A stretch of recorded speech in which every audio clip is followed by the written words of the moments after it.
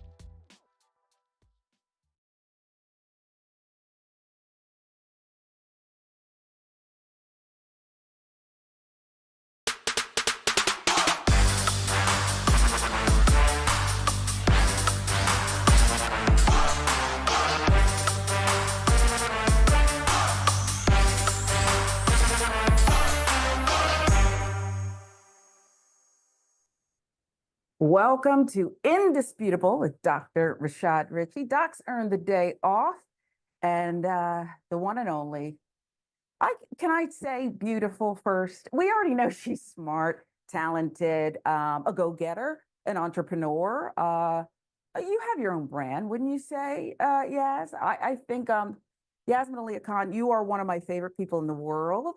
Thank you. Likewise. And I love to just share this time with you and get your unique perspective. Sometimes you change my mind. I'm like, I didn't even think of that. Oh, nice. Yeah, I mean, there's a lot to talk about today. It's definitely a heavy news day. So we're both kind of jumping in on this. So I can't wait. Let's just see and say and kind of learn this thing together and see where we land. What do you say we get started? And then I want to get to some of what you're working on, because you're always working on something great. But we begin with, well, racist. I was asking the team right before we went on, do they ever take a day off? And the team said, of course not. You know better. It was really rhetorical, but they always are timely in answering the questions. Black student punished for defending a girl from a racist bully. Why would she be punished? Well, let's see. Colby Barker, 17-year-old Black high school student from Missouri. I spent some time in Missouri. I'll reserve what's floating to the top of my mind. Suspended for 7 days for standing up against a known bully who was threatening to sexually violate one of his female friends. But he said the bully was not disciplined despite having called him an ugly N-word, not to mention having sexually harassed girls for years. However, a district spokeswoman said the other boy had been disciplined as well and is no longer at the school. That only happened after Barker began a social media campaign about the incident. You see how that works? Our friends, Atlanta Black Star with the details. Let's tell you what happened here and give you some of the background, shall we? Here's what Barker said about the bully. Barker also said that Cian Flown is part of a group chat with others. They usually flock together in numbers, these bullies, these racists do, so that's not surprising. Other males who, well, let's just say they like to think alike and express themselves. That's not surprising to you, is it? Yeah, is it all? That's kind of what they do in these instances. So yeah, so let's give you more here as I bring up the comments. And again, just defending another student is kind of what we would teach our children to do. Isn't that what we would teach our children to do? If you have a son or a daughter, hey, stand up for other people. Other people aren't like that though. So these other males who collect nude photos of female students, charming bunch, which they use against them. He distributes girls' nudes, he sends nudes, and if girls get mad, he leaks the nudes to the school. Wow. Wow. There's already a crime, and I'm no lawyer, but you know, I like to play one. They have an entire gallery of girls' nudes. They blackmail them into doing whatever they want. Again, I'm not a lawyer, but I'm already, in other words, RICO, RICO, okay? I think this is like a massive case, conspiracy and the like. He says what the school has done is now affecting his potential to earn scholarships for college. Barker, who is a senior at Park High School, Kansas City, and plays on the school football team, said the suspension is affecting his potential to earn football scholarships to college. My suspension is overshadowing my senior year because no scouts want to come and see me play, Barker said in a telephone interview with Atlanta Black Star. It has really put me at a disadvantage compared to other kids on the team. Barker would like to hire an attorney, but it would have to be under a pro bono agreement since he is currently homeless, unhoused, and living among friends because of a dysfunctional family environment. He's launched this petition to gain support around the suspension. We're going to include the link here in the video. And you see it there, pleading his case as if he doesn't have other things to do. I don't know how much worse this story can get, Yas, and I want you to weigh in and just kind of take us through your thinking here. Don't these schools get it by now, or don't they have to? Maybe they do get it, but they just don't care because there's not really any consequences. Nobody really loses a job to do the right thing. It's just, well, it's insane to me. Yeah, and I guess school is kind of like a microcosm of the world, or they try to portray it that way. But, you know, back to school season was always so much fun when I was younger. But school started, what, just like last week or the week before? And we've already been hearing the most horrendous, sometimes even deadly stories about kids going back to school. And it's really sad. Like whenever I hear stories like this, I always just get really sad for the youth and, you know, their opportunities that are being stamped on by various things outside of their own control. I know that there's always going to be a social aspect to going to school. That's where we learn how to interact with others, with other types of people, with the world. So that's always going to be a thing. But having to deal with things like this, most adults don't even know how to handle incidents like this one. And the adults in these stories that we're covering on this show today, they have been disappointing in ways that they're just failing to support the students. In a perfect world, students would be able to go to school, they would learn, and they would get set up for college and for their futures, and they would make some memories, some good, some bad. But the kids in school today are dealing with a whole mess of things that I never had to deal with. I graduated in 2006. It was right before the iPhone came out. It was really a different time to go to school. And the way adult political issues have infiltrated schools these days is really doing these kids such a disservice. They're not being taught basic skills because they're having to worry about things that, like I said, previous generations just simply did not have to deal with. And I think that is such a disservice to them, such a crime against them. Just the way that they're going to go into the world at a disadvantage already because whether the public school system or the adults in their life have failed them. Yeah, I'm just disgusted because I don't you have a 17-year-old, right? Unhoused, so-called family dysfunction, right? And still knows what to do. And then you have these adults who are so ignorant, tone deaf, daft, if you will.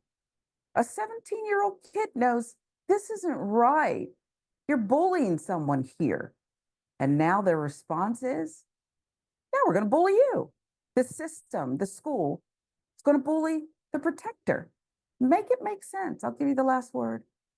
Yeah, it's almost like people are just so concerned with the overall implications, like, oh, this is going to get out in the press. Oh, this is going to go viral on social media. This is going to make us, the adults, look bad or make the school look bad. All these different things that are going on, all these different considerations, but nobody is actually considering this kid who needs help in the world. And he's doing his best to go to school, get his education, maybe get a chance to go to college. And these adults, for seemingly pretty petty reasons, or just because these adults are not big enough to do the right thing, they're going to sabotage this kid's future. And it really is unfair. And I really hope that he gets the support that he deserves to have in this situation. Yeah, and you know what? It's not like it's happening in a vacuum. I said that was the last word, but I got to say this. They know that this kid has an opportunity, this young man, to have a scholarship.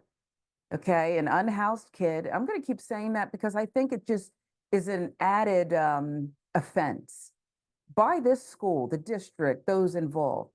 They know that this kid has a chance to better himself, perhaps his family, and get what he should be promised in this world, this country. And yet they're standing their ground here. I know we cover lots of these stories, yes, but I just don't understand if people have empathy, a heart, or maybe they do when the people involved look like them. Yeah, and I think also it goes beyond just empathy and having a heart. It doing the right thing, knowing what the right thing is, and doing the right thing are two different things, right? And it takes some sort of bravery to be able to do the right thing, especially when the right thing is very difficult to do. And in this case, the kid is the one who did the right thing. And I really hope he doesn't regret his actions because he did what he should have done. And the adults really are, they should be there to protect the students, and they're simply not doing that. That's their job, and they can't even do that much.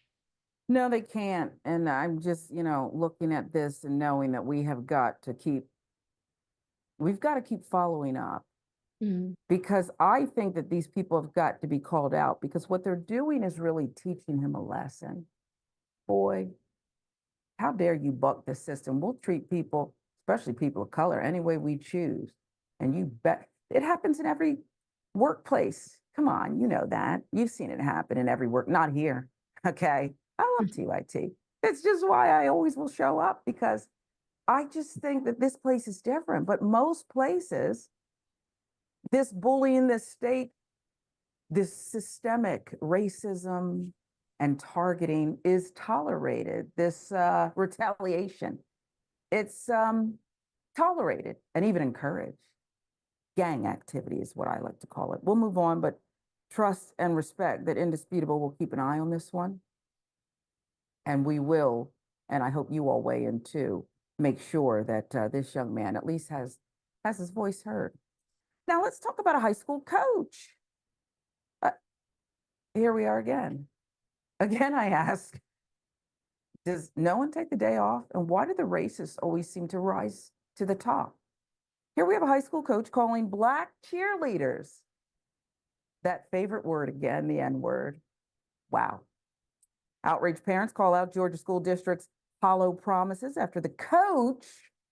I always loved my coaches. Well, most of them. I didn't think of one. I'm not going to call him out. But he did some stereotypical things. Anyway, it's not about me. Most people love their coaches. They look to their coaches. Look at Coach Walls and how remember the players came, DNC, they got on stage. Everybody will show up for Coach Walls. That's because coaches, they're supposed to inspire us. And when you're playing a team sport, which cheerleading is, they're supposed to lead us and guide us. It's not just all about wins and losses or not crashing the pyramid.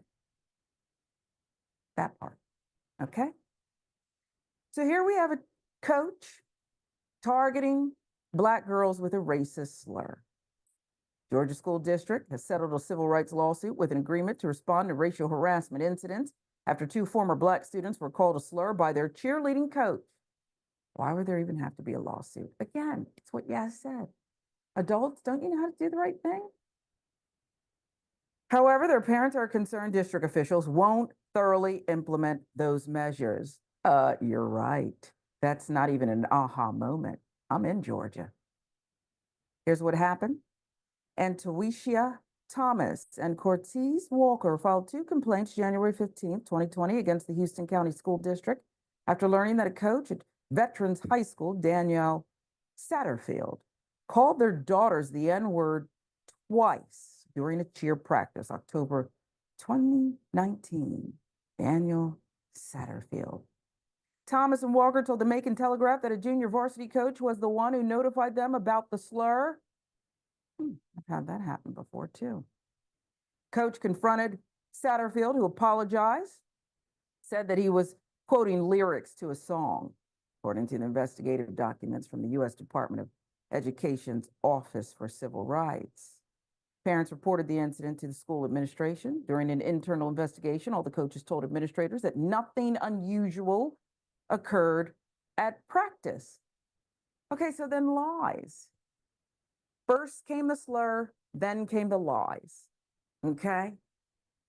Here's something else, then the lawsuit.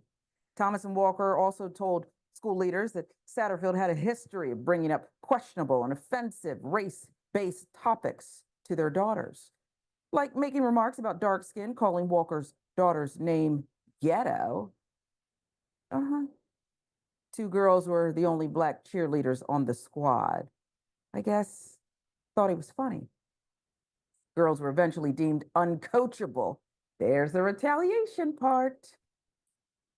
Uncoachable in an instance of alleged retaliation. After the racial slur was reported to the school, Satterfield's wife, the cheer squad's head coach, Katie Satterfield, allegedly retaliated against both girls by denying them spotters for stunts and eventually deeming them uncoachable. The girls were kicked off the squad shortly afterward. This is the oldest trick in the book. That's why I always kept memos. And if you have to, look what Gretchen Carlson did at Fox. You gotta sometimes press record. They don't think you'll do that, but sometimes the behavior rises to that level. So when they try to lie, you got them. No recording here that we know of. Instead, retaliation. They're uncoachable. They don't get spotters. And you know what? You got to get off the squad. You're bringing down morale, racist morale. After the district learned that 3 cheer coaches who were initially approached about the racial slur lied when officials questioned them, the girls were allowed back on the squad. That's a duh moment as well. Of course, they should be allowed back. I'm waiting for the next shoe to drop. School ordered all squad practices to be held on campus moving forward and coordinated an administrator's presence at practices to monitor the team. The reason I laughed was because I thought you were going to say that everyone was fired. All the adults were fired, including people who didn't know about it because they should have known about it. Racists don't act this way in a vacuum. That's why I had to laugh out loud. Resolution agreement was reached July 17th, dictates the school system must issue a statement on the district's prohibition against racial harassment, train all school staff on race-based discrimination, swiftly address all racial harassment reports, among other measures. Now, the agreement does not mandate the district to admit any wrongdoing or liability. Thomas and Walker stated they felt the Satterfields were never held fully accountable. They weren't for their actions. Would have felt better if the district had apologized at the time the situation happened. Daniel Satterfield no longer works at Veterans High. Now, you notice how they didn't say he was fired. He was, taken out to the woodshed. Doesn't say that, yes. This is even, and I'm not blaming the victims in any way. Thank you for your courage. But the bar is, even what they're asking for is so low at this point. It's sick. And this whole thing about the song, I just got rap lyrics. Even J-Lo knows that now. You better not say that word. I was just gonna say, we just Thank talked you. about this the last time we were on. Like, don't do that. This is just another case of adults not being adults. And what's crazy to me with these stories is how prolific the N-word has become in schools. It's unbelievable. If we heard that school back when I was in school, back in my day, if we heard that word in a school, it was a big, big deal. I can't imagine what would happen if it came from a teacher, even, especially like not from from one of the students. But it's like what I said earlier, these schools are like microcosms of the outside world. And what's sad is that these children are the ones who are stuck inside of those buildings. They're the ones who have to deal with the immaturity and regression of the adults in their lives. They're the ones who have to take all of this negativity and internalize it because they're not being supported the way they should be by the adults in their lives. And these are adults who have chosen to be there. These are educators or coaches. They wanted that job. And let's say that the student was, what did they say, uncoachable. So what? Coach them. That is your job. And if you can't coach them, figure something else out. It doesn't mean you get to use racial slurs. But again, here they're prioritizing the optics over the students. They're worried about their own reputations and the school's reputation. And they know the way these things typically work out these days. Things go viral. We talk about them on shows like this. Things that should be dealt with internally are now being dealt with in the public sphere. But really, the only reason why they get to the public sphere in the first place is because they aren't getting dealt with internally. If they had dealt with it the way they should have in the first place, it would not be a story. Oh, I I can't. said it's despicable. And the reason I said even the people in power here, administrators, the other coaches, whatever, should be fired even if they didn't know about this is because they did know. And I'm going to tell you why. Again, racists don't behave this way in a vacuum. If we were to ask people, I don't know, let them drink a little bit of wine or get comfortable. I should say, just get comfortable around people who look like them and start bringing up so and so. You would hear years and years of history of this kind of behavior. I'm telling you, you would. How do I know? Because I've been Black a long time. Okay. And I've had friends from all walks of life. And things like this come up. They're not hidden. They're just not hidden.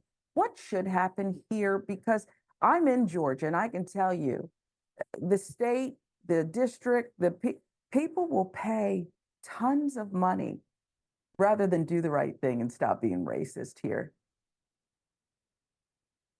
Yeah, it's kind of funny because it's like a lot of these stories, it's like it's so much easier if you just do the thing that you should do rather than trying to hide it or deflect away from it or pay these people or you're getting sued from these people. Wouldn't it just be so much easier to just say or do the right thing in the first place? But no, they would still rather just stick to whatever their racist guns are or whatever it is, whatever hill they've chosen to die on. It's usually never a hill that's worth dying on. No, it's not. I mean, it's their money, whatever. So. Yeah, but that tells you about the commitment Mhm. to racism. Mhm. Fully committed, all in. It's like, well, you're married, you took, you said vows. I don't know if you said the death do us part, but you're committed, right? You're committed. Don't mean to put you on the spot personally. I'm almost married. I'm not married yet, almost. Okay, so you're uncommitted thus far, okay? But you have intentions to commit. These Yeah, people, I can tell you, they are married to bigotry and racism, okay? There we go it's not again. just like the commitment, it's also the lifestyle, like what it would mean to break away from that commitment, to break away from that entire everything that they've known. Wow. And it takes so much internal personal work, and sometimes it takes years of deprogramming, either years of deprogramming or just like one incident that kind of shakes you up. And it really is, it's emotionally trying. And a lot of people just don't even want to go there with themselves. So instead, the rest of us have to Exactly. sit in it and let it marinate. It's sick. You're sick out there. Get a hold of your life. We'll move on to this one. 4 dead, more injured in a shooting at a Georgia high school. Spread quickly across the country. Lots of reactions to it, some just reprehensible.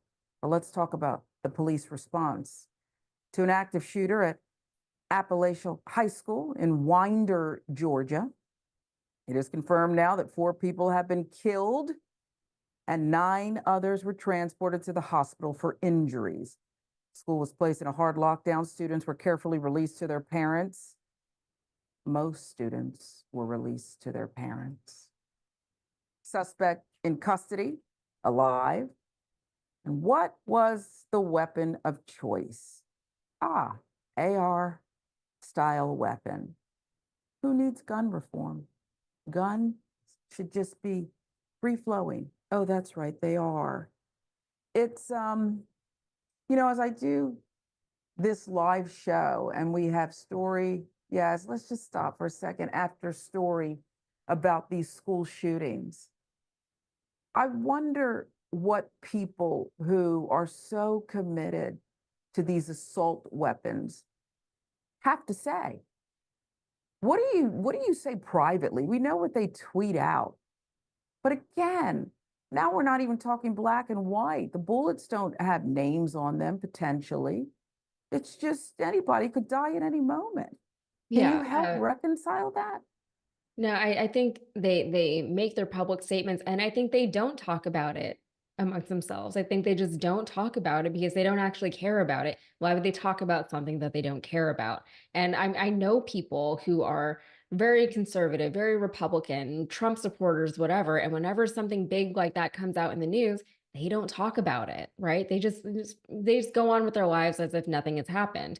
If anything comes out about like the left or Biden, though, they're all about it. And maybe part of it is like the microcosm that they live in and the things that are prioritized within the news that they tend to consume, but they just don't talk about it. I think that's what it is. And maybe they're thinking about it on their own, but if they are, I mean, who cares? Because in the meantime, while we've been thinking about this, when was Columbine 20, 30 years ago? While we're all thinking about it and talking about it and having debates about it, children are dying in schools. And, when this story first came out, I thought, oh, well, it's been a while since I heard about a school shooting. But then it dawned on me that school has only been back in session for a week or two. These kids are in back to school mode. They're excited to see their friends, are excited to see what classes they have. I remember what back to school season was like, and it was a fun time. And it's so sad that these children went back to school, and within like the first week or whatever of school, this is what they had to deal with. I was at the store yesterday or the other day. I was buying some fabric, and there was a high school girl there, and she was buying ribbon for her homecoming mom. And if you're not from Texas or the South, if you don't know what that is, homecoming is a big, big deal. I didn't really know about it until I moved to Texas, but you wear these big old mums on your on your chest, and they have all these ribbons and bells and whistles and baubles and things like that. Homecoming season here in Texas is a big deal. It's a lot of fun. It's usually in like the first or second week of October. There's like a carnival, there's a football game, everything. That's what these kids should be doing right now, not dealing with something like a school shooting with active shooters in their school. And again, I mentioned this in the last story, they have to be in those buildings. Yep. A lot of us can opt out of being in public spaces. We don't have to go to places that have a lot of people there. We don't have to go to like big events. We don't even have to go into a work office building if we don't want to anymore. But these children have to be there, and they're so vulnerable, and no one is doing anything to protect them. And you see, this is why among the reasons I love you so much, because again, that perspective, we're holding these kids hostage. Yeah. They are legally obligated here. We could at least give them the best opportunity to survive this school day. That's really all we're asking for here. Let's talk a little bit, if we can, about the victims. A lot about the victims who just showed up to school that day and were unable to come home. Identified as 2 students, Mason Schermerhorn, Christian Angulo, 2 teachers, Richard Aspinwall and Christina Irame. The students were just 14. And forgive me, because one of those last names is a familiar last name to me. And so I had a bit of a reaction there. And I'm praying right now. Imagine the parents who didn't know what was going on, the loved ones who had family members, friends working there who didn't know if it was them I get it. Law enforcement named the suspected gunman on Wednesday night as 14-year-old Colt Gray, student at the school who surrendered to authorities on the scene. He will be charged with murder and tried as an adult, authorities said. Colton Gray was questioned about online threats last year, the FBI said. The suspect had been on the radar of law enforcement officials for more than a year in connection with threats of a school shooting posted online, according to the FBI. When interviewed by local law enforcement officials, he denied making the threats. His father said that his son did not have unsupervised access to weapons. New York Times. I don't know why the weapons would be accessible at all after something like that comes to your attention. Isolated. I didn't say anything about banning everything everywhere. I said, if this was brought to your attention, I don't know why there would be any weapon, supervised or not, around a child who's expressing these thoughts. Mhm. Shooting was the deadliest. Go ahead, yes. Well, I was gonna say, like, they're gonna try him as an adult, and like, fine, try him as an adult if that makes you feel better, but he's not an adult, he's a Thank you. child. The Thank adults in you. his life are the ones who failed him, and they failed not just him, but also the victims. And when I say victims, I'm also not referring just to the people who were killed or even injured during the shooting. All of the students, all of the parents, all of the faculty who were there that day, who were affected that day, they have like an unbelievable amount of trauma that they're going to have for the rest of their lives now. You know, that's what we're dealing with. That's what we're doing to an entire generation of people. The longer we don't do anything about gun violence, specifically in schools, that's what we're doing, is we're handicapping an entire generation. It's outrageous. And I was going there too with tried as an adult, because it's all part of this sick circular system here. Okay. Oh, that's it. Just try a 14-year-old as an adult. What? Get out of here. We Yeah, still need to be exactly. safe. We got to be safe here. And either you're an adult or a child. And I'm not advocating for anything right now. I'm just trying to make it make sense. Deadliest episode of school violence in Georgia history prompted an outpouring of sympathy and outrage, thoughts and prayers. President Biden, in a statement, lamented the attack as another horrific reminder of how gun violence continues to tear our communities apart. New York Times with the reporting. The family, though, is outraged. The family of the accused is outraged that he'll be tried as an adult. File that under too soon. Bad timing. Family of Georgia school shooter Colt Gray threatened to go full throttle after the 14-year-old was charged as an adult for murdering 4 people on Wednesday. Gray's relatives leapt to his defense within hours of him opening fire at Appalachian High School, where he allegedly killed 4 people, injured 9 others. Daily Mail with the family's reaction. The teenager's aunt now, Annie Polhamus Brown, took to Facebook during the aftermath, bringing up the issues he dealt with, saying, "She will take care of my nephew and what he needs on his side. Just check yourself before you speak about a child that never has to deal with the BS he saw on a daily basis," she said in the post, now deleted. His aunt posted this.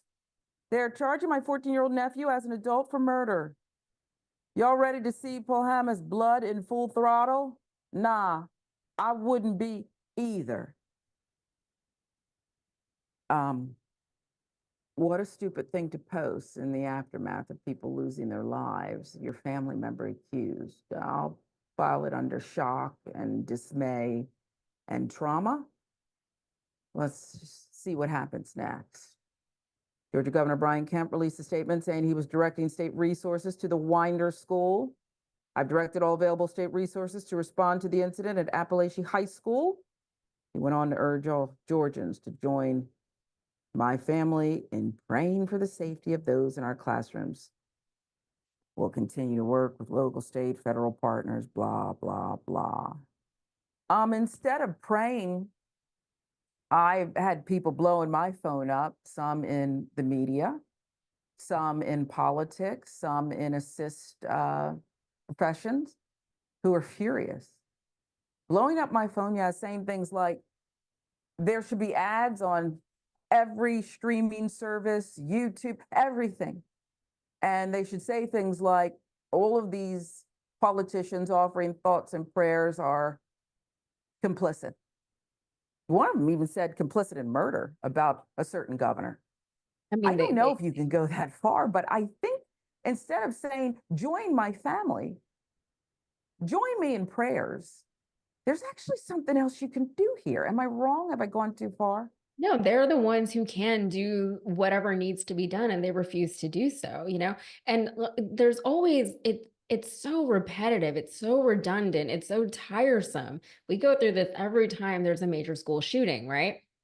I don't care what kind of issues this child was dealing with. Why was he having to deal with all these adult issues without any adults in his life supporting him? And I know we can't catch every bad thing from happening before they happen, but we can see the caliber of adults that he had in his life. And what's so shocking to me is that they come out and they're acting as if, you know, kind of like he was a victim of whatever he was a victim of, his issues that he was dealing with or whatever. And they're very audacious in the way that they chose to go immediately to social media. There was no compassion for any of the victims, right? It's very indicative of this individualism that we have here in this country. And I think that individualism is what's tearing our country apart. This is a collectivism issue, right? This is an issue for the collective. When I was growing up, there were no school shootings like this. There was one, and it was like a big deal, right? And the reason why it wasn't as big of a problem the way it is today is because these children who were also going through things back in the 90s and the 2000s, we still had issues that we were dealing with, but we didn't have access to handguns, right? Like it just wasn't a thing. It was a systematic issue. Ever since they made these things more accessible, not just to younger people, but to adults, you know, they have them in the house and things like that. Ever since they did all of that, we've seen a trend upwards with these things. It's easy to track that trend. We know why it's happening. So every time they act like, oh, that's just what happens. No, that's what happens when you don't have safeguards in place. And that's all that most people are asking for is we just want safeguards in place to prevent these things from happening, because they weren't happening before and now they are, and they keep happening. And every time they happen, we go through the same rigmarole of, you know, thoughts and prayers. Oh, that's not enough. You should do more. Let's protest. Let's do something. Let's have the same exact conversation every single time. I'm tired of having this conversation, and I don't think that we should have to. We've been having this conversation for 20 years, Sharon. It's really unacceptable. Yeah, it is. And when I look at how America responded to little 6-year-olds being slaughtered and unidentifiable, and every time one of these happens, their parents are going through it again. Not much hope. But you're right. You go on and charge a 14-year-old like that'll take care of the problem as an adult. It's stupid. Now, maybe I sound like the aunt now. She went a bit further, but it is stupid. Oh, a deranged, former president said. Deranged person, nothing to see here. Yas is right. Kids go through all kinds of things they have since the beginning of time. Are they not allowed to be kids and go through things? Okay. Who's in trouble when a 3-year-old repeatedly touches a hot stove and loses a hand or something? Is it the 3-year-old's fault? Ask him for a friend. This is Indisputable. Yasmin Aliya Khan is our wonderful guest co-host today. I'm Sharon Reed. We're in for Dr. Richie, who has the day off. Much more Indisputable when we come right back.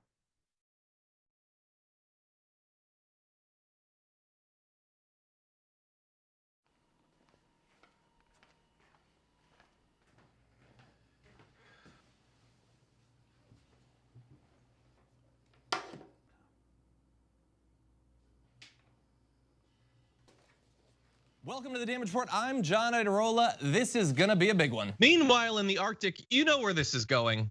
You watch the Damage Report, the Arctic's on fire. Obviously, why would we be talking about the Arctic except to tell you that it's melting once again? The Republicans aren't that interested in it. I wonder why. Lift out of poverty up to 3.7 million people, including an estimated 1.3 million children.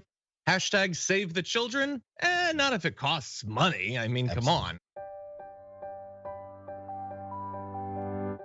At TYT, our mission is to boldly pursue truth, challenge the establishment, and drive positive change. At a time when corporate capture of our media, our government, and our politics is nearly absolute, Everyday working people need a champion to fight for them and to push back against the powerful interests that threaten our democracy itself. At TYT, we're proudly progressive and call out corruption and duplicity wherever we see it, from Republicans, Democrats, or anyone else. And unlike mainstream news media outlets, we're not beholden to corporate advertisers, to defense contractors, to Wall Street, or to Big Pharma. We only have to answer to our audience, and for nearly 2 decades, we've accomplished that by delivering honest, timely, and insightful perspectives on the day's news without fear or favor or concern for whose toes we might step on or which powerful elites we might offend.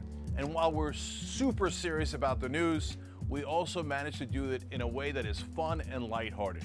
We can do this together and serve our audience, and yes, have fun doing it.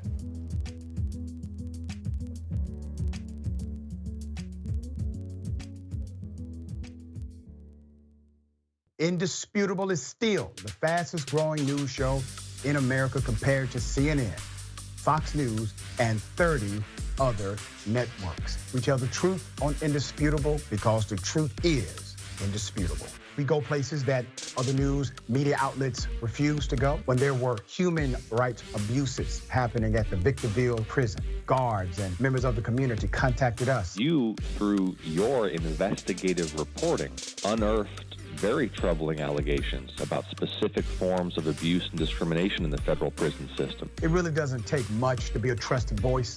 All it takes is to be fearless, report on matters, be an advocate. I called it the bullpen intentionally because it's a place of preparation. We present individuals who may have an opposing view, so we debate. Sometimes we interview individuals because their stories deserve to be heard. A survivor of significant police misconduct and his attorney. We covered this story earlier. Let me remind you of the horror of one man being shot at damn near 100 times by the police. We take time on this show to showcase the temper tantrums of Karens in the wild. We do this not because we want to see people's emotional outbursts in public, but because these incidents are emblematic of a bigger societal issue taking place across the nation, and it has to be checked. My friend, my big homie, attorney at law, Benjamin Crump. I just want to thank you, man. Educated, articulate brothers like yourself speak truth to power. It makes a great difference in changing the landscape in America. So listen, no matter what you do, don't allow the politics of ideology to evaporate the soul that still exists inside of you. They don't stop, I don't stop. Racism won't stop, I won't stop. Systemic bias won't stop, I won't stop. People still need health care, so I won't stop. People still need criminal justice systems reform, so I won't stop. You won't stop either.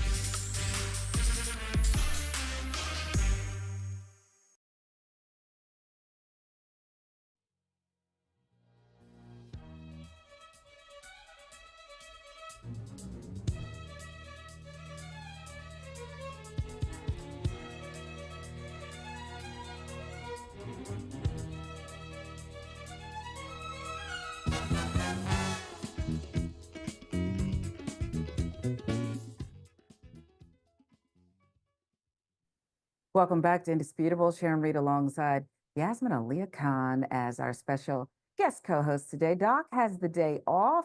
A heck of a powerful first segment. We do want to get to some of your comments now. A lot of you are already weighing in, as we suspected you would. We have a lot of these school shootings. Sadly, it's part of America's life. It's apple pie here in America. And it's just that when you learn the details and you learn the names and you start thinking about what could have been, what should be, it seems like each one, it just hits you. I hope it never changes. But TYT members first, Drea MR76. Wow, Sharon and Yaz, going to be a great show. Well, you have great confidence. I know when Yaz is here, it's always going to be great, and we appreciate you. So thank you for that. Love being coming on along. Yeah, coming along for the ride, we'll say. Cerberus Dragon, Sharon and Yaz, the queens are in the building, and I am here for it. Let's go. I mean, it's the most supportive audience in news, commentary out there. You hold us accountable, and we appreciate you. And Cerebus Dragon has this to say about the child who was protecting another child targeted by racists. Damn, you can't even hero while being Black. No, you can't. Cerberus, dragon, you can't. That's forbidden in America. You called it. High school coach calls Black cheerleaders the N-word. Drea's back. If you're hiring people who have to be trained to not be racist to children, I thought the same thing. The thing about, stop being racist or whatever, it was so lame. Your problems are way bigger than having a don't be overtly racist class. And that's exactly what happened. If you got to tell an adult, don't be loud with the racism, that's a wrap. 4 dead, more injured in Georgia high school shooting. My daughter just recently turned 10, and every day I have a mini heart attack worrying about her in today's school. Mine's almost 13. I asked her on the way home yesterday, picked her up. Hey, did you hear about the school shooting? I didn't know if they, Mayor of Atlanta sent support to all the schools. My daughter goes to a different school, but I said, did they tell you about it? Mayor of Atlanta was worried about copycat stuff. She said, oh, we already know what to do, whatever. That reaction was, we're used to this. You may not have gone through it, Mom, but we're used to this. And that is sick. I don't ever want you to get used to it. Do you want to get used to abuse? It's abuse. YouTube, Kendrick Simmons. Today's my birthday and I can't miss my news. Happy birthday, Kendrick. I'd sing to you, but I think we might have to pay for that or something. So just take the happy birthday, and I'm singing inside, okay? Not much of a singer anyway. The Black student punished for defending the girl from racist bully. French Life, 247, he needs a lawyer to help him ASAP. I hope this story gets out so a lawyer can help him. Yes, sad he needs one. Quickly, Colin Hutton, thank you. We appreciate you. Your response to the school shooting. I worry about my teenage niece and all teens nowadays. So many obstacles. Yesterday was my niece's first day of high school, and she told me a student overdosed in the washroom. So sad. Moon Dragon, thank you for your contributions. So is the uncle taking responsibility for his nephew's crime? I think it was the aunt, but the aunt referenced the whole family about the kid being charged as an adult. It is sick, and I got to tell you, yesterday I was on TDR, Yaz, and before we went on, I think John is the one who said, we haven't seen a lot of school shootings in the last few months. And then we both were reminded.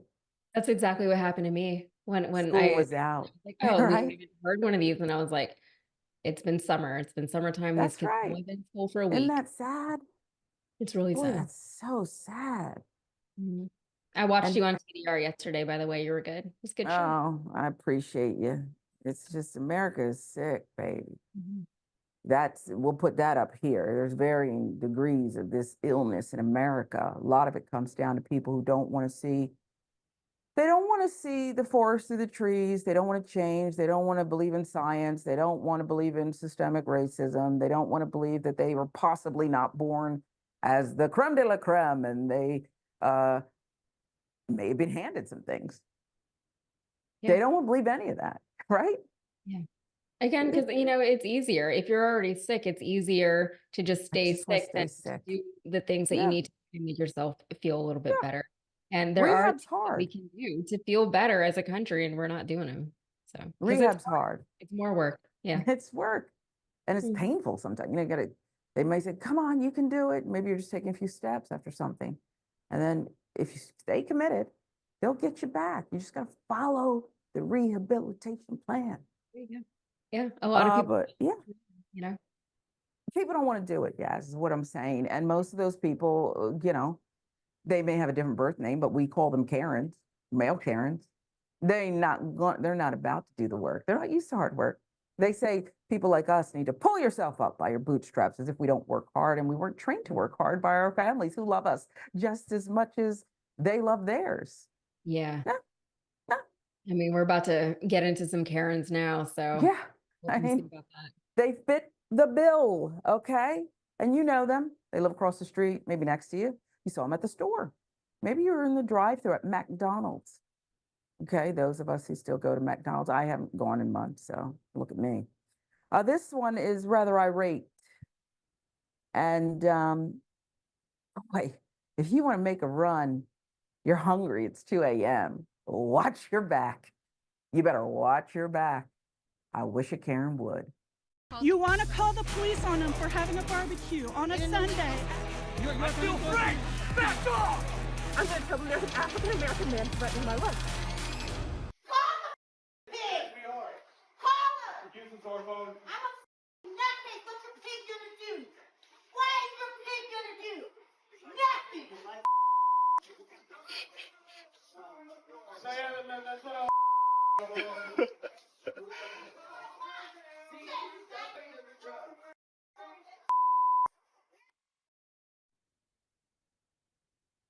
So if you're hungry for a Taco Bell, you better watch your back. As we said, an irate Karen saw her in action. According to the poster of the clip, happened in a Taco Bell in Bullhead City, Arizona. Allegedly, a manager asked the Karen to leave as she was loitering in the front of the store. You don't address a Karen and tell Karen about anything. Karen's going to do what a Karen wants to do. That's the manager's first mistake. So that's what happened. And just if we could put up the one shot, these Karens in action, it's as if it's like this rabbit effect. And I'm not saying, but it's as if they are infected with something that requires immediate medical attention because it's 0 to 60, the same look on the face. Look at the picture screen right. Wouldn't that scare you? Wouldn't that scare you? And why? Because you're loitering, Karen. The manager apparently felt threatened by you and tried to say the rules apply to you.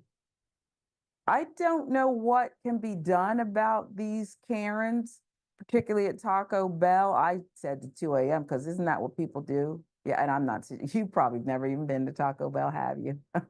I haven't been in years. By choice, actually. No, I'm not above fast food, but I can't do Taco Bell. I don't know. It's not my thing. So, I feel bad for these employees though. They get paid in peanuts or French fries or whatever, like tacos. I don't know what Taco Bell has, but like they don't deserve to get treated like this. They don't deserve to have to deal with people like this. They're not trained for this, right? This is beyond their scope, right? They do not get paid enough to deal with any of this. And I try to have perspective sometimes, like sometimes I get frustrated when I get bad customer service, but I don't behave like this in public ever. I don't behave like this really ever, that's who this woman is. And just, making her problem everyone else's problem.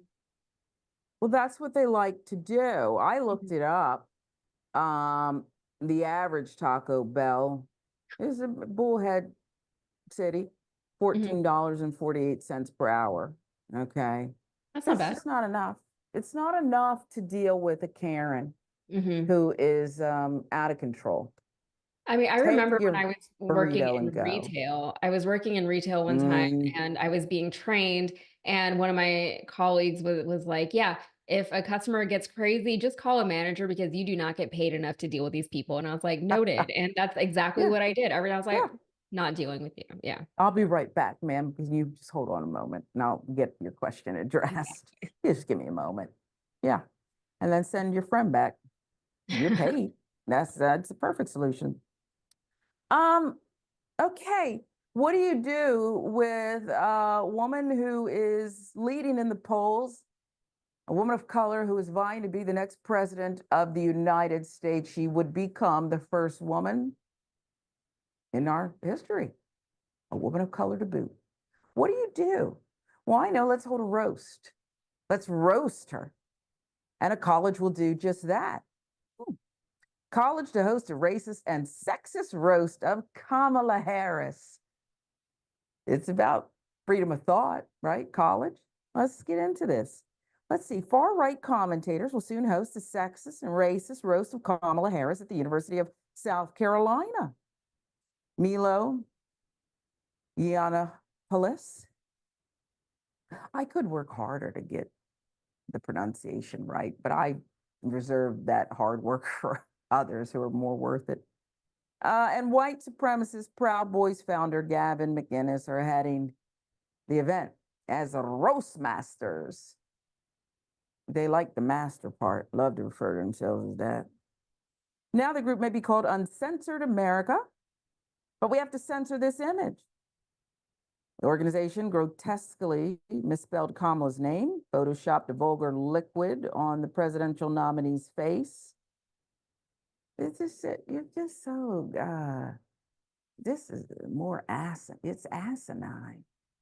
This is not even sophomore. I went to school with a lot of, that you get drunk and these people go to these frat parties and just act stupid. One time somebody threw water or something on me. I retaliated. I'm not proud of it, okay? But he never threw water again and apologized next day. You know you are. I'm not gonna tolerate that. That's the kind of stupid thing kids do. Look, I was wrong. I took a frying pan or something and threw it back across the room. People could have gotten hurt, okay? But I was just so disgusted. Why did you just assault me this way? Do not do that. I was wrong. Do you see how easy that is? And it was years ago. I don't want to date myself, but it was many years ago. I would never do that. I probably shouldn't have revealed it. But this is the kind of sophomoric goofball behavior that these juvenile in the brain people do. That's what they do. So the promo code to get discounted tickets is Willie Brown. I hope Willie Brown sues again. Okay, he said he was going to sue Trump for lying about the helicopter. Maybe he'll sue on this. Willie would love to be back in the spotlight and give him another reason. I would love to see that. Uncensored America. Look at that. September 8th. Where? Of course, University of South Carolina. That's okay. It's a theme here. I'm beginning to think. Get your tickets now. Meet under the Confederate flag. Oh, they took it down in some places, so we'll find another meeting spot and then make our trek over to the school. Get your tickets. Use promo code Willie Brown for 20% off. 1 week only. I do want to know how many people show up to this. Tells me everything I need to know. Statement issued from the university president reads, University President Michael Emeritus, chairman of the university's board of trustees, Thad Westbrook, said in a statement that USC is steadfast in safeguarding the First Amendment rights of our students, even when we may be offended by their choices and statements. LGBTQ nation with that reporting. Derek Johnson, president and CEO of the NAACP, wrote a letter to the university president. South Carolina University's leadership values their Black students. It's only right they shut this event down, Johnson continued. Our nation's schools must remain havens for learning, not platforms for hate. It's imperative that the university takes swift action in this matter and protects the campus community from patterns of divisiveness and degradation. Derek Johnson, CEO of the NAACP. It's interesting. I'm surprised. I side with free speech, but this is not actually what we're talking about here. But I'm surprised he even had to make that statement because we have just gone through a lot of things, right? Even Congress was involved. What's going on college campuses because Jewish students were not feeling supported, right? Procedures changed, things happened, tents were torn down. The mayor of New York City, Eric Adams, pretended that it was, something goofy going on. I saw ladders going into NYU and said it was just crazy. Was it Columbia? Fact check me, I apologize. So I'm surprised in this climate that he would even have to say that, or just maybe Black students aren't, they're a little down here, not really worthy. White House spokesperson Karine Jean-Pierre asked about the event. I can't speak to every racist, misogynistic, sexist comment that's been out there. Well, that would take her to eternity. So, yeah, that's what she said. Not going to touch it. The griot with that statement. The event is scheduled for September 18th on campus, Nearly 24,000 University of South Carolina students, faculty, alumni have called for its cancellation here. So this is why they do this, I think, yes, because they know we value free speech. We're even willing to hurt for it. And we're willing to even be targeted. So that's what they're throwing it in our faces. But I don't understand why there's this constant changing. The goalpost keeps moving here. What are we doing on college campuses? What are we doing? And college campuses are kind of in a weird, they're in a weird position right now because, as you said, we value free speech, but as we also know, free speech doesn't mean you just get to say whatever you want to say without there being some kind of consequences. It just means that you're probably not going to get thrown in jail by the government for saying certain things, but people are not going to like you, right? Private institutions don't have to support you or let you say or do whatever you want to do whenever you're within that institution. So there's a lot of caveats even to freedom of speech here in this country. And, I remember when Obama was running for president, and this was like 2007, 2008, and I had a pit in my stomach at the time because I was worried that the presidential race would become racist because this is the first Black guy that we've ever seen run for the presidency, even though that kind of conversation, it really wasn't in the public conversation at the time. But I just didn't want to deal with any of that. And I was happy to see that his race was largely just his race was just not a part of the conversation. They stuck to the issues. They dealt with him, at least publicly, in the news, whatever, as if he was just any other candidate. And social media also at the time was not really as much of a thing, if anything. A lot of that, however, had to do with the fact that Obama was running against John McCain for the presidency. But this is a new America, right? This is Trump's America. Trump has encouraged and promoted these types of people. He has shared their posts on social media. He sat down for interviews with them, right? He's defended and endorsed them at his rallies. And this, what we're seeing now, this is the result. This is what Kamala Harris, who is literally making history right now, has to deal with. And she really shouldn't have to deal with any of it. And that's the thing, though, with racist and misogynistic people. They have to feel like they're better than someone, better than anyone, right? But they're not. So the easiest way for them to feel that feeling is bigotry. If your biggest and proudest accomplishment in life is having been born a certain way, then that is really very sad for you. Yeah.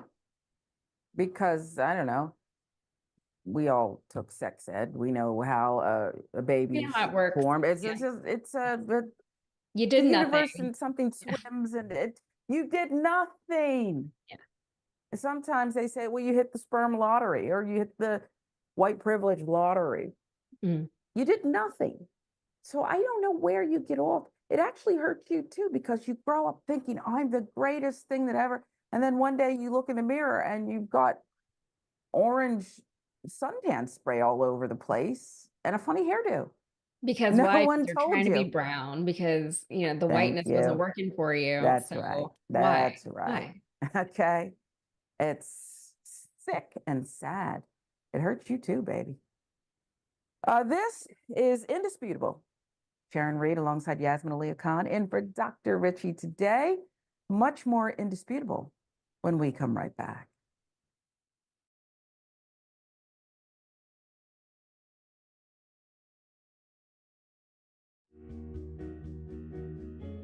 Our audience has given us everything, so we couldn't be more connected. When we first started, people would start giving us directions and say, okay, the mics are too large, move them. Turn them into lav mics. I mean, they were incredible. And then one guy walked in and gave us a really expensive switcher and said, you guys need this, and walked out. Okay, it's amazing. They helped us build a studio. They did a $2 million funding campaign for us. And so they really are us. We do this show together to the point where some of our hosts are even former listeners. So when we say that the audience is part of TYT, we really mean it. I think what the audience also appreciates is especially if they're members, they really get an inside look into who we are, our personal lives, what drives and motivates us. It goes beyond just storytelling. I think that what we do is allow our viewers and our listeners into our daily lives, and we give them kind of like this inside look into everything that we're passionate about and why it is that we're doing what we're doing, right? Like the motivation behind what we're doing, I think is important for our audience to know, and we're not shy about sharing that with them. And it's different from what people typically see in legacy media outlets, where everything is kind of dry and robotic and there's really no personality or authenticity that comes along with it. Oftentimes when we're doing the show, I don't really think of it as me telling them stories. I think of it as us having a mutual respect and conversation with one another. And as I said earlier, I mean, not only do I feel that through the work I do, I'm informing our audience, but they inform me oftentimes as well. You know, they'll pitch stories to us. They'll tell us, you know, a certain perspective or angle to a story that we might have missed. And I love it. How in the world are you going to get the right to vote if you don't already have the right to vote? That's impossible. Reason they tell you things are impossible is because they don't want you to try. It only took 7 years for them to get an amendment to get a right to vote. Does this result in millions upon millions of Americans losing their coverage? And we've been waiting to find out, and now we know, yes, it will cut millions. Public education was supposed to be the way to equalize everyone regardless of their socioeconomic status. But if you come from a family that's poor, how are you going to afford grade school for your kids? This fight is about fairness and morality. It's about the American values. You think that black people all across the country, in every city, were all lying when they said the police abuse us and the police kill us when they should? No, of course they weren't lying. Yes, it does happen. Yes, they do get targeted more. Why are we going to put immigrants in prison for 5 years, which American taxpayers have to pay for, if we're so concerned with immigrants using up our so-called resources? We're going to do both. We're going to fight Trump and we're going to fight the establishment. It is not that hard. Yes, you can do both at the same time. Go tell them.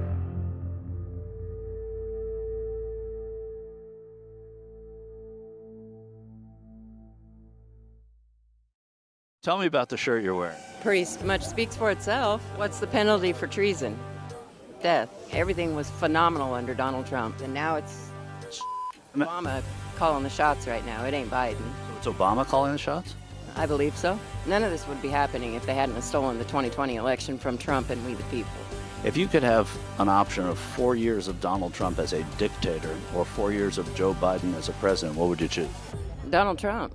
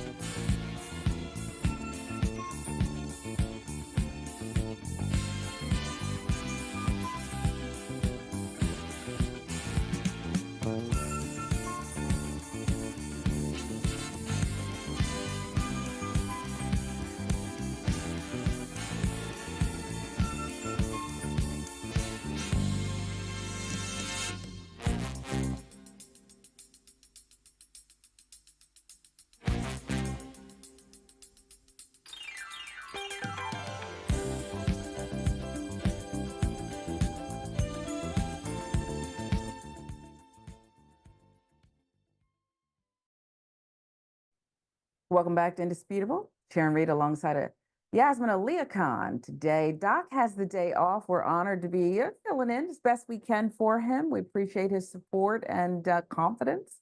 Doc said he has confidence when we're in, Yas. So I try not to let him down, but sometimes I forget. That's very nice. I'm glad that he has faith in us. Yeah, that's what he said. To run his show for him. Yeah, he said he doesn't, he tunes in, but he doesn't, nitpick and this kind of thing. So that's good. At least for me, it's good.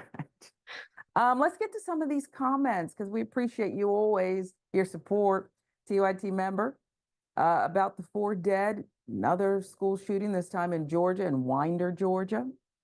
Salvi Dragon says it only took a few people with box cutters on a plane to change how we go through airports, and children are being slaughtered by weapons of war. And the U.S. can't even come together to remedy this issue. It's outrageous. You are correct. You're correct. You can say whatever you want about these other countries, Britain, these other places. They said no more. And it's been so long.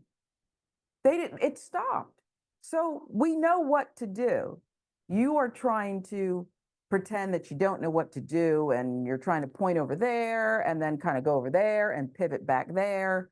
It's sick while kids keep dying, and those who teach them and coach them and love them.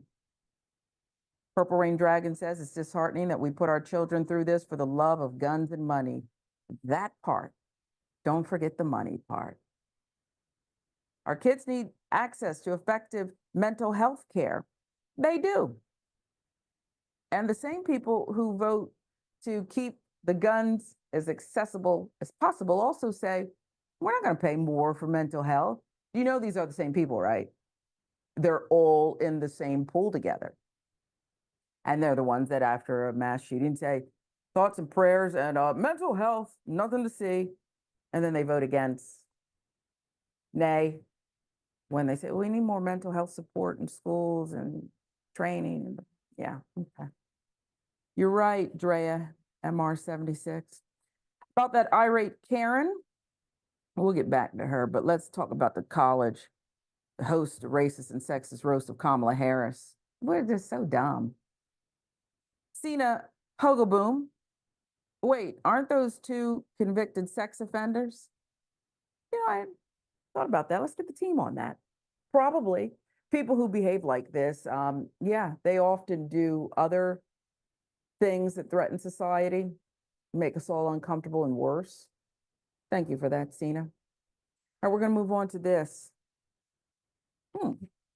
Pool Chen Rubin, accused of being Russian propagandist.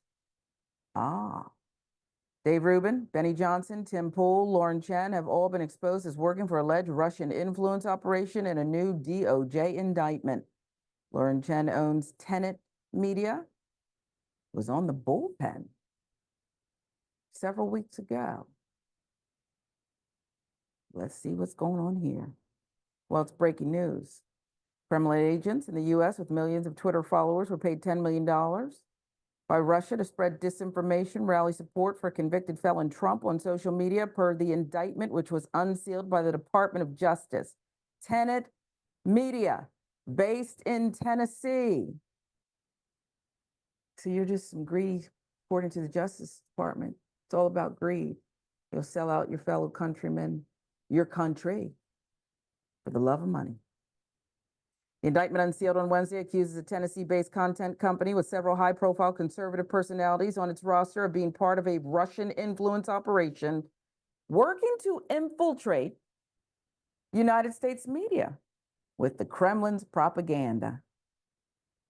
Two RT employees indicted for covertly funding and directing U.S. company that published thousands of videos in furtherance of Russian interest.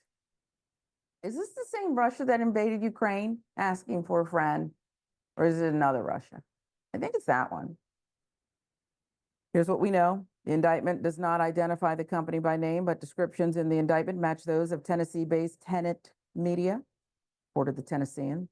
According to a DOJ press release regarding the unsealed indictment Wednesday, two Russian nationals, Kostiantin Kalashnikov, 31, also known as Kostya, and Elena Afanasieva, 27, also known as Lena. My Russian's not too good, but they got charged, okay? They're indicted. Charged with conspiracy to violate the Foreign Agents Registration Act, FARA, it's called, conspiracy to commit money laundering. Mediaite, with the details. Kalashnikov and Avasvaya were employed by RT, formerly known as Russian Today, a Russian state-controlled media outlet, according to the indictment, which describes how RT has launched several covert projects that are designed to shape public opinion in the U.S. and other Western countries, including this alleged funding and direction of a Tennessee-based online content creation company. Indictment goes on to allege that the defendants have deployed nearly $10 million laundered through a network of foreign shell entities to covertly fund and direct that Tennessee company. Indictment alleges that Kalashnikov and Avantsivaya directed the scheme from Moscow using multiple fake identities and shell companies, funneling nearly $10 million to secretly finance and direct the activities of the Tennessee company, which included posting video content on multiple social media platforms that included TikTok, Instagram, X, formerly Twitter, and YouTube, since the company launched in November 2023. Indictment alleges it has posted nearly 2,000 videos that have more than 16 million views just on YouTube alone. The commentators, they've been quick to come to their defense. Tim Pool called himself an alleged victim. We'll see about that. Look at the statement. Should these allegations prove true, I, as well as the other personalities and commentators, were deceived and are victims. Cannot speak for anyone else at the company as to what they do or what they are instructed. Didn't you just speak for other people? That's what it said there. Culture War podcast, licensed by Tenet Media, existed well before any license agreement with Tenet. It'll continue to exist after any such agreement expires. The only change with the agreement was that the location of the live broadcast moved to Tenet's YouTube channel. I and TCW never produced any content for Tenet Media. We'll see. It ends by saying we still do not know what is true, as these are only allegations. Huh. Well, you know what's true. I don't know if what you stated there is true, but you do actually know what's true, and so does RT. And probably Putin, if he's involved intimately, he usually is. Tim Pool. So, yes, I've worked with a couple of these money-hungry people who don't care about the truth, don't care about grieving families at Sandy Hook, don't care about children being abused, not in a pizza parlor basement. They don't care about any of that. They don't care about families who are affected by autism and just want a cure. They exploit because they want that money. What say you about this announcement and the timing? Yeah. I mean, it's not quite October yet, but this is a hell of a surprise. And I think it will. I think a lot of people on the right are still going to defend these people, the commentators specifically. It'll be interesting to see how it actually plays out as far as, people maybe moving away from that kind of commentary, from people maybe thinking maybe I need to rethink where the news I'm getting is coming from. We'll see if that happens. We know how inundated the right in particular is in this very Trumpy cultish behavior. But I actually just covered this story for Rebel HQ, so everybody keep an eye out for that video later. But Sharon, you gave all the headlines and the details. Now we're seeing some of the immediate fallout from this story. We're seeing the posts on social media from some of the people who are involved, people who perhaps are posting a little bit more than they should. Others are not really posting much at all. We just saw that Lauren Chen was fired from The Blaze. Last I saw, she hasn't posted anything. Maybe she has now. And the followers of these people are tweeting and truthing all kinds of things. Things like, oh, this is what they're doing now because they're trying to suppress the opposition. This is all Joe Biden's fault and his DOJ. They're all afraid of Trump. Yeah, this is exactly what we would expect from them. They also say that they're trying to distract from some other story over here, whatever story so-and-so decides it is. And then they'll say, they're reiterating their support for all of these commentators.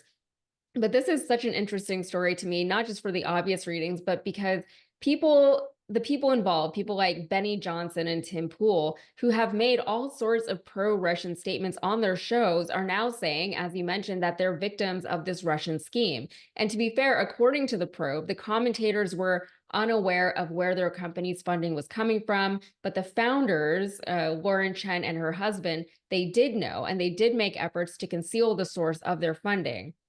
But even if the commentators really didn't know where their money was coming from, their talking points were also coming from Russia. So didn't they stop and think about the things that they were saying and promoting to their audience of millions of American people? The whole point of this scheme in the first place was to sway American support from Ukraine to Russia. And this is obviously in light of the Russian invasion into Ukraine. And all of these people, all of these commentators were complicit in helping Russia to do that. And the talking points they were pushing were kind of silly. You know, they would say all kinds of things like, oh, Ukraine isn't that great. Ukraine doesn't deserve this or that. You know, you were spending too much money here. It's just going to make a bigger war. But there's already a war happening. There's already an invasion happening, right? Like this is already what's going on. And it would always kind of gloss over that point. So I always thought that was interesting. Now they're pushing back saying, like Tim Pool was like, you know, most of the time we don't even talk about politics on the show. We talk about video games and other stuff and spirituality, dating, that kind of thing. But there's so many clips of him discussing specifically the war in Ukraine, and he always takes a pro-Russia bent on it. So we'll see what the fallout from this is going to be. I worry that the news cycle is just going to kind of move on, but you really, as you know, Sharon, you and I do this kind of work for a living. And I know that we do here at TYT, especially, we do our best to really just kind of vet the information that we have, to understand it, to put it into context for our viewers. And we have, you know, kind of a checks and balances system here too, where we hold each other accountable whenever they say things. We don't agree all the time with the things that our colleagues say, or maybe the way that they say them, but at the very least, I can tell you that I believe that my colleagues believe the things that they're saying, right? Sure. That they have a basis for where they're coming from, right? That we all have different perspectives and things like that. But over at Tenet Media, I don't know if that was happening. There was an incident that was mentioned in the probe where one of the producers pushed back whenever they wanted to push out the video of Tucker Carlson when he was in that grocery store in Russia, and he was going on about how low the prices were. Yeah, so there was a Discord chat between, I think it was Lauren Chen and this producer, and he was like, you know, it feels like overt shilling. That's what he said of Russia. And the founder was like, no, go ahead and push it forward. And so that video of Tucker Carlson went viral. And it was all part of, there literally were overtly shilling Russian propaganda to the American people. Yeah, and so we got to wait for this thing to play out. They are just allegations. That's what an indictment is. But you're, once again, my hero, because you pointed out the talking points. You're hired to be a commentator because you have intelligent, bold, perhaps, reasoned things to say. You state a position and back it up. You can't then claim ignorant, dippy or something, kind of dumb. I didn't know. Well, you just happen to be delivering the talking points. Get out of here with that. I find it very interesting. We'll continue to follow it. We'll move on, though. We'll take a break because when we come back, we got a lot to expose. At least a former aide of a governor has a lot that they've been exposed for. It's indisputable with Dr. Rashada Ritchie, Yasmin Aliya Khan, Sharon Reed in for Doc. We'll be right back.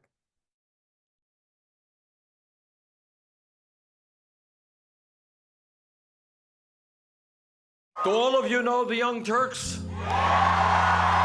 An outlet like yourself that are willing to cover this story from the very beginning. You have the Young Turks and a bunch of other progressive forces saying this is the time to fight for our values. And I think right now there are a lot of progressive voters, many leftists who feel like they don't have a home. And this is why what Cenk and the Young Turks are doing is so important. What we've done is sustainable, slow, healthy growth. And I think that's the way news should be, where you don't rely on sensationalist stuff. You don't lean on whatever's trendy in the news at any given moment.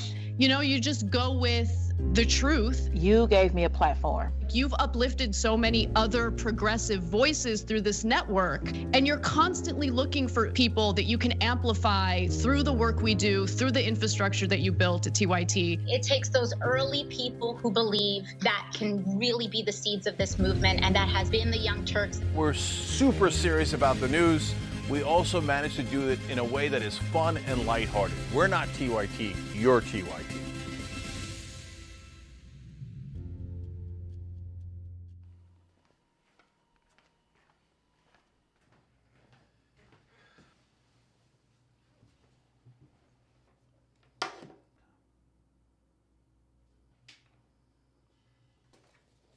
Welcome to the Damage Report. I'm John Idarola. This is gonna be a big one. Meanwhile, in the Arctic, you know where this is going.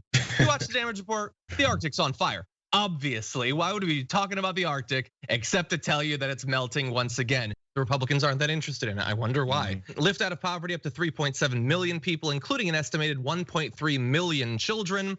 Hashtag save the children? Not if it costs money. I mean, come on.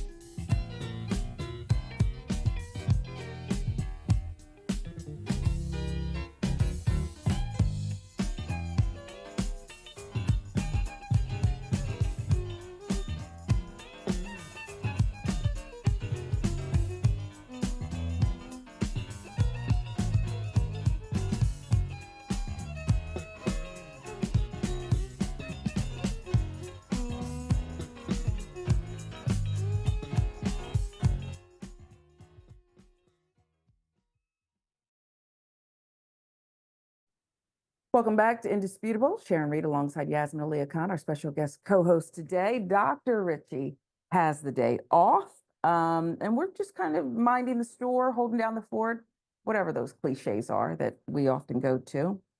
And we've already had a lot of, propaganda.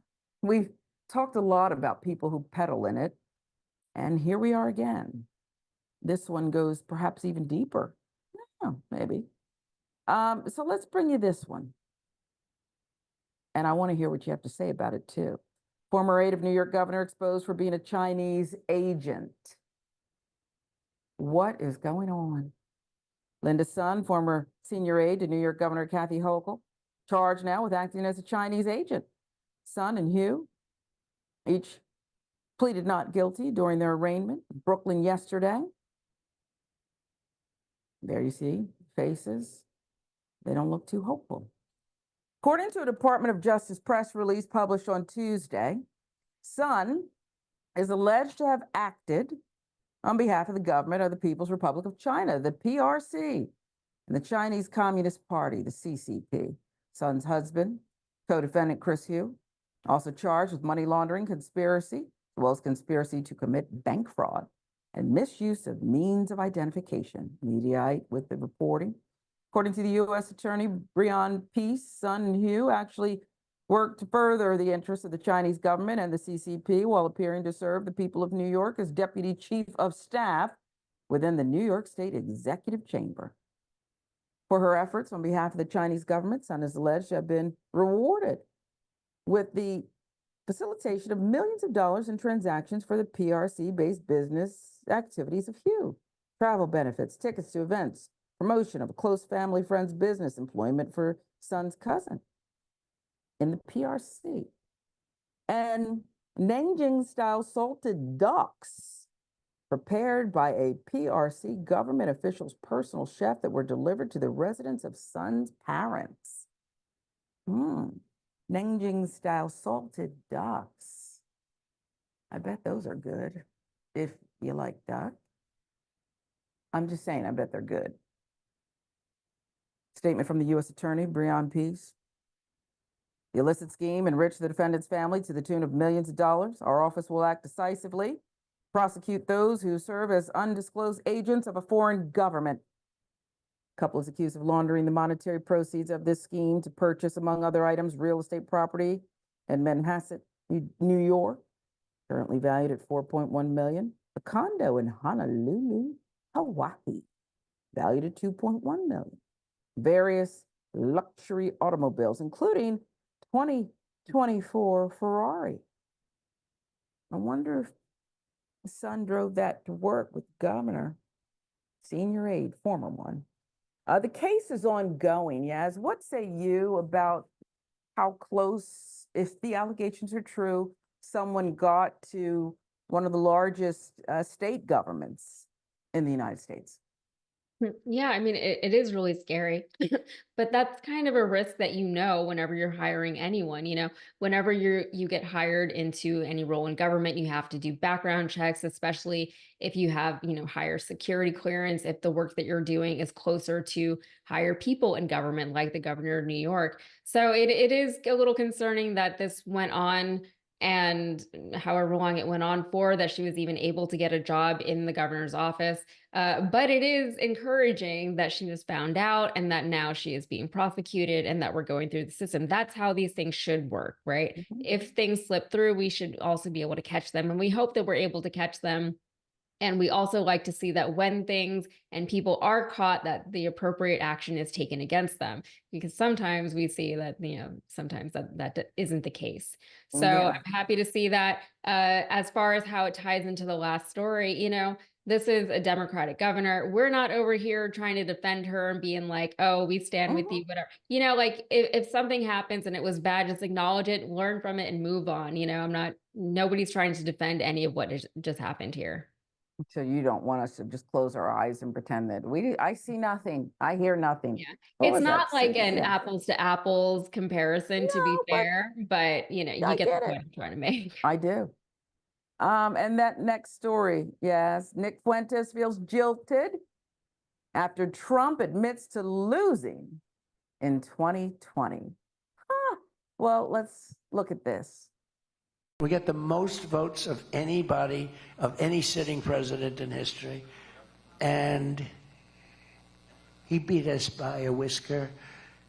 And it was a terrible thing. So why did we do Stop the Steal? Why did anyone go to January 6th? Why is anyone sitting in jail? Why did anything bad happen to anybody? Why did everyone get censored? Why is everything bad that has happened to the people that are involved, why did that need to happen if you're just going to walk it all back and say, oh, I lost? Well, it would have been good to know that before 1,600 people got charged. It would have been good to know that before I had all my money frozen, put on a no-fly list, banned from everything, lost all banking and payment processing. Would have been good to know that before I, in 2017, dedicated my life to this as an 18-year-old in college. Yep, that's me. You're probably wondering how I ended up in this situation. Actually, I'm not, Nick. I'm not wondering any of that. I mean, so you're mad because you were lied to by Donald Trump. Is that what is he lying now or lying then? You're upset because you feel like a jilted racist. Okay, if you say so.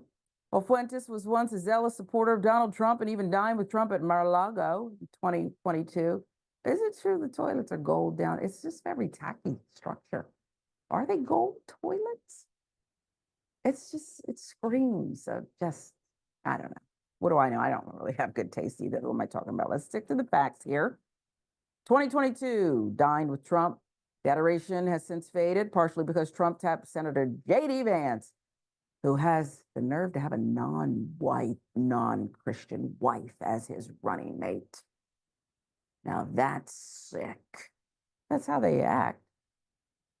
Recently, Fuentes openly declared war on the Trump campaign, vowing to deploy activists in swing states for the purpose of depriving Trump of votes. It's amazing how they think they're even more powerful than they are.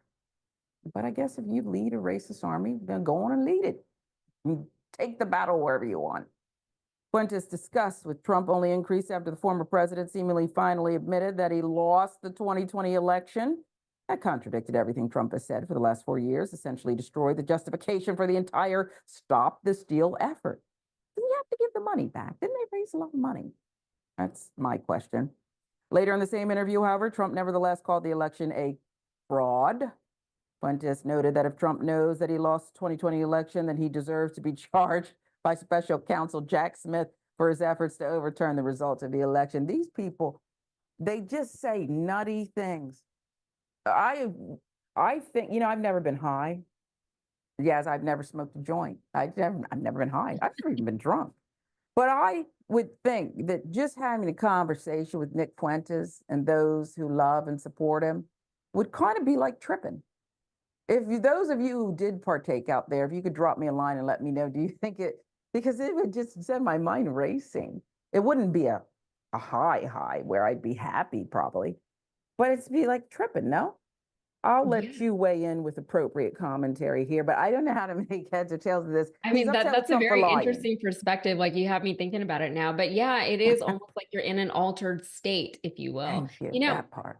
but like when a liar lies to you, Sharon, do you feel betrayed or do you feel stupid, right? Whose fault is it that Nick Fuentes feels bad now? Aren't they the Ayn Rands of American politics? Like, take some personal responsibility for this, Nick. The rest of us saw that this man is a liar. The rest of us saw that he was a historic and practiced grifter, right? Especially grifting on the American people. The rest of us understand that Trump is a narcissist, right? People like Nick Fuentes wanted to believe that Trump was a strongman character, despite the fact that he looks and he sounds like a lump. So the cognitive dissonance is real and it's penetrating. It's in all of their stuff, right? It's in all of their beliefs that they have, right? What did we say? It's like living in an altered state. Nick Fuentes wanted to believe that they had this hero of a man who would defend all of their worst thoughts and inclinations, right? All of their racism, all of their bigotry, all of their misogyny, all of their whatever else, right? They wanted to believe that this was their hero. They had a man that they could stand behind who would defend them and promote their ideas and make them feel like they weren't outcasts for being terrible people. And so they really just got all in behind him because of that, because that's who they needed him to be. And now I don't know why now he's finally like, oh, I was lied to. I mean, the evidence has been there for so long, but whatever, I guess we're here now. I'm curious to see where he goes from here. He's made this his entire personality. Being a Trump supporter has been his entire personality since he was an adult human being. So what is he going to do now? Where's his family? Didn't anybody try an intervention? Oh, well, sometimes things don't work out, Nick. I mean, the rest of us are used to disappointment. Sometimes things don't work out, especially when you do nutty, racist, misogynistic, goofball things. I can't help it that you're 18, put your life on hold for a known Donald liar. Trump, yeah. He's lied his whole life, okay? Yeah. He cares about no one but himself. And you're talking about the people who are charged. I don't know. It lacks any and all personal responsibility for him, those who participated, but that's what white privilege does and to they people. love personal responsibility though, right? You mentioned it earlier. Everybody else has to pull themselves up by their bootstraps, but Nick Fuentes was the victim of Donald Trump. Maybe he'll get a bailout.